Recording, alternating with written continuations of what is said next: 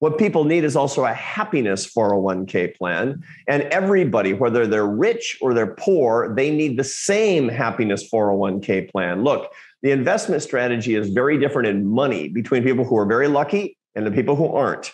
But the strategy is the same for all human beings when it comes to our hearts. And so what I work on that right now is a happiness 401k plan that my students and everybody else and the companies that I go teach to, I say, look, they're telling you to put money in your 401k plan. I'm going to tell you where to put your heart so that you can actually get happier as the decades go by. You can be ready for the change that inevitably will be coming your way. And you can be happier at 75 than you were at 25. So that's basically the guarantee and what I teach and what I write about and what I talk about.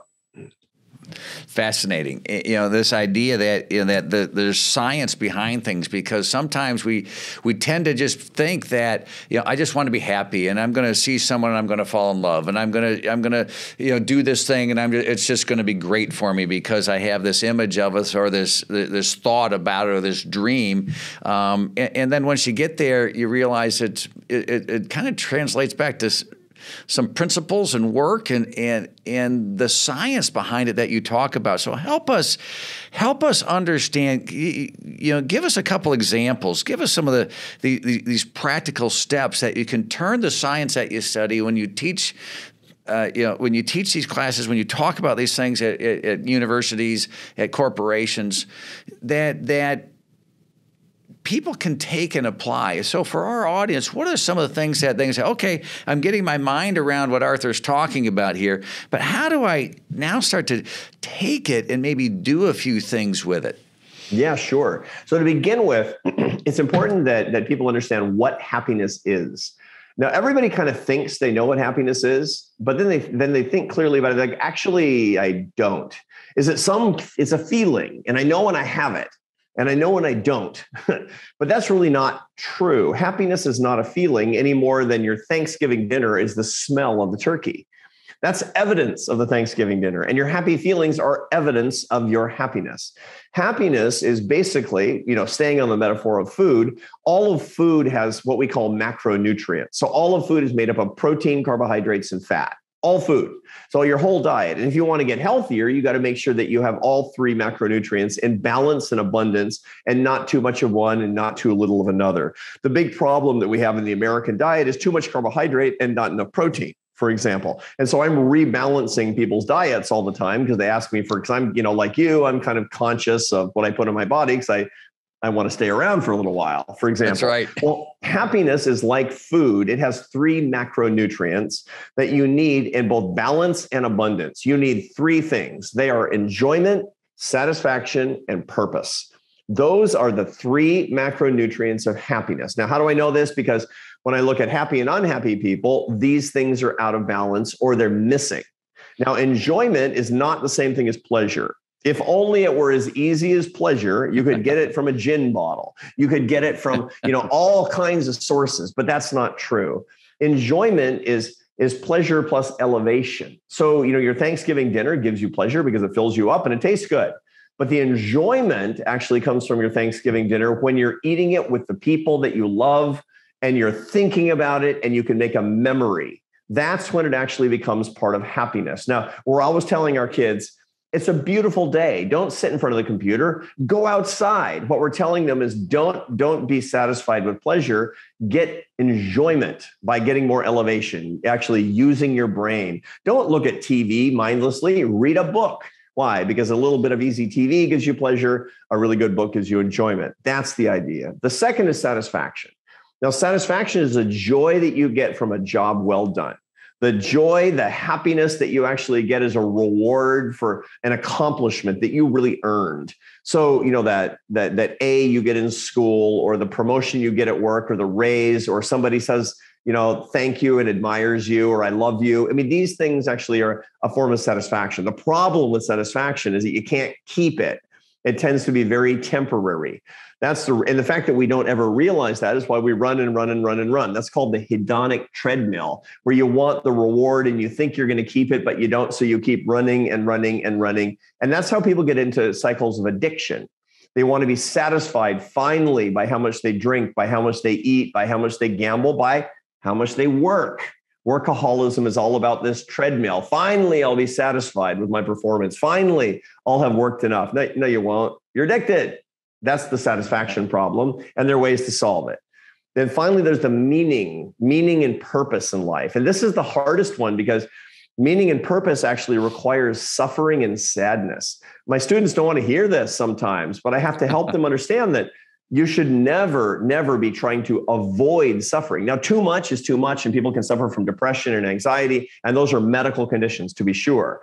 But ordinary suffering is something that you need to find meaning and purpose in your life. The loss, the fear that actually comes from ordinary life can be the source of your strength as you see it as an opportunity. So these are the three things that we talk about. When I meet somebody who's really unhappy, I'm looking for an insufficiency in enjoyment or satisfaction or purpose. And once I see that, then I can actually get into more of the science. Now, the practical question that you're asking is, so how do you do it?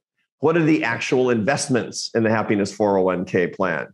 And again, everybody's a little bit different. And part of the reason that we're different is because 50% of our baseline happiness is genetic. You know, this is actually, if some people are naturally happy, some people are naturally gloomy, as it turns out, just as some people eat the same food and some people get fat and some people don't. That's because we have different metabolisms. And then 50% is genetic, 25% is from circumstances, which everybody has different circumstances, but 25% of your happiness is pure habits. Now, we don't have to leave those habits up to chance. And good news, those habits control 25% of your happiness directly. They can change your circumstances for the better, and they can make you control your genetics. So you really got to get these habits right. This is the Happiness 401k plan. Now, I can look in the academic scientific literature, which is the stuff I read all day. And there's 1,000 different habits. You know, should you do weight training or cardio? You know, that kind of thing. Sure. But that stuff is boring. That stuff is trivial. There's 4 habits, the big 4. These are the investments you need to put your time and energy into every single day without lapsing. 4 are your faith, your family, your friendships, and your work. Now that sounds an awful lot like the pillars of Amway, I realize, that are in the worldwide headquarters. But and this is all based on the scientific literature. This is not wishful thinking. This is not self-improvement. This is based on the fact. And by the way, when I say faith, I don't necessarily mean my faith and my Christian faith. That's not necessarily the way. What I'm saying is you need a bigger perspective on life than just me. You know, because life is so trivial and boring when it's my car, my job, my commute, my friends, my kids. I mean, we're compulsively thinking about this, but we need peace and perspective, and you need to zoom out. Now, maybe you're walking in nature, maybe you're reading the Stoics, maybe you're going to church, maybe you have a meditation practice. You need something that's transcendental, and that's habit 1. Habit 2 is your family life. Now, a lot of people are neglecting this, and it's happening more and more. The family ties are the ties that bind and don't break, and you didn't choose. And God knows in many cases we wouldn't choose them. You choose your friends, not your family. A lot of people listening to us had a tough Thanksgiving because Aunt Marge wouldn't stop talking about politics. I get it. But Aunt Marge will take your 2 a.m. phone call when you're in crisis. And most of your friends are like, who is this? This is really important. These ties, these family ties, if you can avoid a rupture, especially because of something stupid like politics, you must do that work. To stop talking to a family member because of politics is stepping over $100 bills to get to nickels. It's bad strategy. The third thing is friendships. Now, when I'm talking about friendships, I mean real friends, not deal friends. And everybody listening to us knows the difference. Real beats deal all day long. Real friendships are based on the useless things that we both love. This is a really important thing that we talk about, as opposed to I help you, you help me. Deal friendships are fine. There's nothing wrong with deal friendships, but we need real friendships. By the way, for everybody who's listening to us who's married, your spouse must be a real friend. That's the basis of a lifelong marriage. That's the basis of happiness in marriage, is real friendships. Of course, not deal friendships, but a lot of spouses aren't even any kind of friends, quite frankly. They don't even think of themselves as such. You got to fix that. And finally, work. And work has to have only 2 characteristics. I don't care if you're the president of Amway, the professor at Harvard, the politician, the bricklayer, the electrician, or the plumber. I don't care.